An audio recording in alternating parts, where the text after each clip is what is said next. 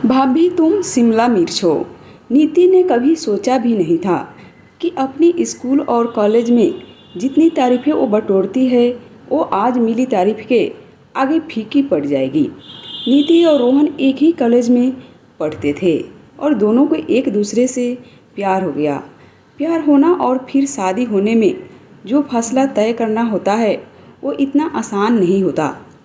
रोहन एक बहुत अच्छे परिवार से था और वहीं नीति एक मिडिल क्लास फैमिली से थी। नीति की माँ को सब पता था उन दोनों के बारे में, लेकिन नीति का भाई शादी के लिए बिल्कुल तैयार नहीं था।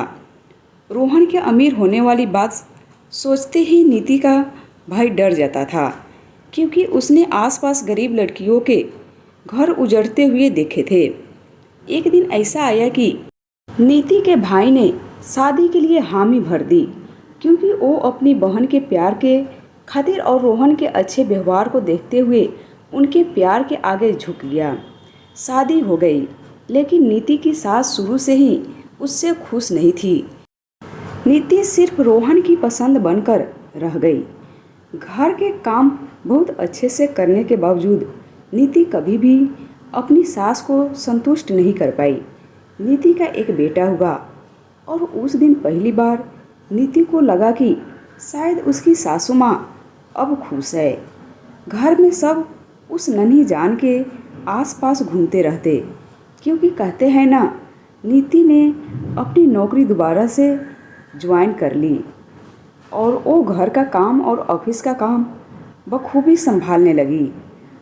वक्त बीतता गया और उसके देवर की शादी का वक्त आ गया। नीति ने शुरू से ही अपनी देवरानी को वही अपनापन दिखाया जो वो अपने बाकी ससुराल वालों के साथ रखती थी। धीरे धीरे नीति ने महसूस किया कि सासू माँ सारा प्यार छोटी बहू की तरफ लुटाती थी, पर नीति ने इन सब घरेलू चीज़ों से खुद को दूर रखने की बहुत कोशिश की। नीति जानती थी कि इसके पीछे की वजह देवरानी का बड़े घराने से होना था, लेकिन उसने कभी भी अपने व्यवहार में अपनी पीड़ा झलकने नहीं दी।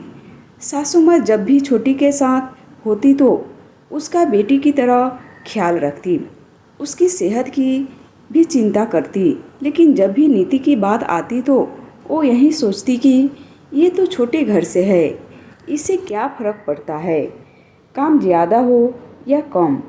रोहन सब कुछ चुपचाप देखता और समझता था, लेकिन कुछ बोलता नहीं था। नीति के देवर ने हमेशा उसे सम्मान दिया, जिसकी वजह से वो छोटी के स्वभाव को भी नज़रअंदाज करती रही। एक दिन रोहन ने उसे समझाया कि तुम अब पहले जैसी नहीं रही, हर वक्त चिंता में रहती हो। अगर तुम्हें कोई बात बुरी लगती है तो उससे बोल दो, जिससे सामने वाले की दोबारा कुछ करने की हिम्मत ना हो, या फिर जैसा चल रहा है उसे स्वीकार कर लो और अपनी ज़िंदगी पर ध्यान दो। नीति ने उस रात बहुत सोचा और फैसला लिया कि जबान चलाने का कोई फ़ायदा नहीं, पांचों उंगलियां एक समान नहीं हो सकती। उसने फैसला लिया कि ज़्यादा इमोशनल होने का कोई फ़ायदा नहीं है। नीति ने अगले दिन से ही अपना रवैया बदल दिया। उसने उन लोगों की परवाह करनी छोड़ दी जिन्हें उसके होने या ना होने से कोई फर्क नहीं पड़ता था। नीति की एक ननद थी शिल्पा, और बच्चों की छुट्टियों की वजह से वो वहाँ रहने आई। शिल्पा ने सबको बहुत दिन तक देखा और कुछ दिनों बाद नीति को कहा, भाभी चलो सैर करके आते हैं।